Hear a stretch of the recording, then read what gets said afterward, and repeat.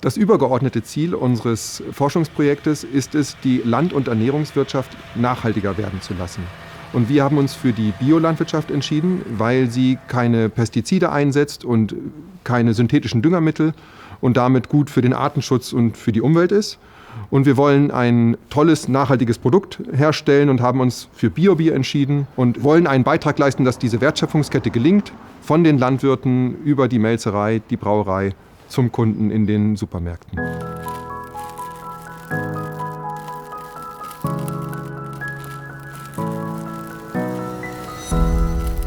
Die Wertschöpfungskette befindet sich nur in Rheinland-Pfalz. Wir haben also rheinland-pfälzische Bio-Ackerbauern, die die Braugerste herstellen.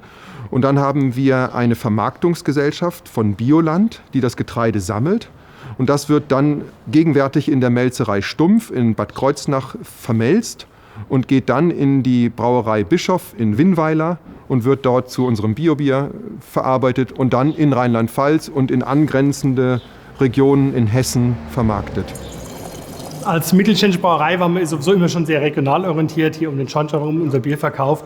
Und die Nachhaltigkeit war uns auch schon immer wichtig, mit Wärmerückgewinnung, mit allem. Und es ist für uns eigentlich ein konsequenter Schritt in die Nachhaltigkeit rein. Und deswegen haben wir jetzt angefangen, Bio-Bier zu produzieren.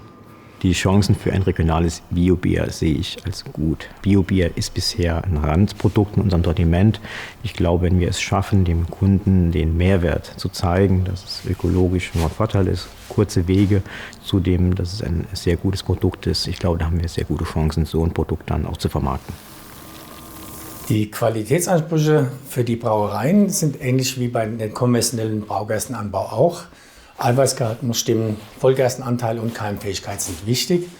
Wobei diese Kriterien im Biobereich auch nicht problematisch sind. Dadurch, dass wir wenig düngen, haben wir kein Problem mit dem Eiweiß. Auch die Körnerausbildung ist kein Problem. Vom Brautechniken ist es kein großer Unterschied. Das Bio-Gerste lässt sich genauso verarbeiten wie eine normale Gerste. Wir müssen schauen, dass die Röme im Betrieb getrennt sind.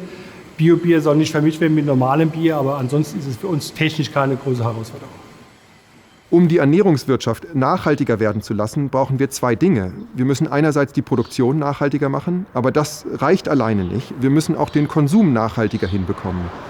Und das kriegt man nur dann hin, wenn die Produkte, die wir konsumieren, wenn sie wertgeschätzt werden. Weil wir dann anders damit umgehen, weil wir dann bewusster konsumieren und auch weniger wegwerfen.